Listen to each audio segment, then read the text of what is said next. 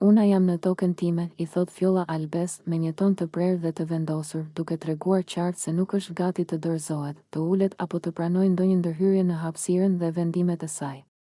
Kjo frazë, thjesht e shkruar, mbart shumë më tepër, një deklaratë autonomie, një sinjal se çdo hap, çdo fjalë dhe çdo veprim brenda shtëpisë së Big Brother Kosova është në kontroll të saj dhe se ajo nuk do të lërë askënd të vendosë për të në mënyrë të padrejtë, brenda shtëpisë, ku presioni është I madh dhe çdo veprim analizohet. Të thoshësh jam në tokën time është një mënyrë për të krijuar një kufi të qartë.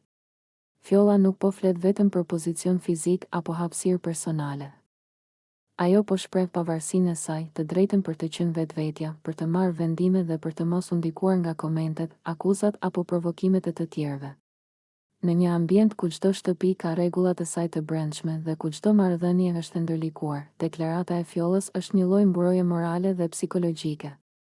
Ajo tregon se nuk do të ndikojë ndaj presionit grupor dhe nuk do të lejojë që diskutimet apo akuzat të ndërhyjnë në mënyrën si ajo e sheh vetveten. Për Alban, kjo ishte një mesazh I qartë. Fjolla po vendos vijat, po tregon se nuk do të lejojë të manipulohet apo të ndikohet.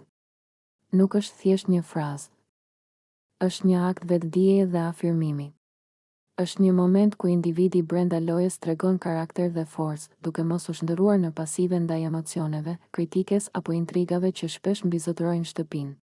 Ky episod tregon një nga elementet më të rëndësishëm të Big Brother Kosova, autonomia personale dhe mënyra si banorët krijojnë dhe mbrojnë hapësirën e tyre psikologjike brenda një grupi të ngushtë dhe të mbikëqyrur. Fjolla, me thjeshtësinë e fjalëve të saj, tregoi se suksesi brenda lojës nuk është vetëm për të menaxhuar situata strategjike, por edhe për të ruajtur integritetin personal dhe të drejtën për të qenë vetvetja. Në fund, una jam në tokën ti.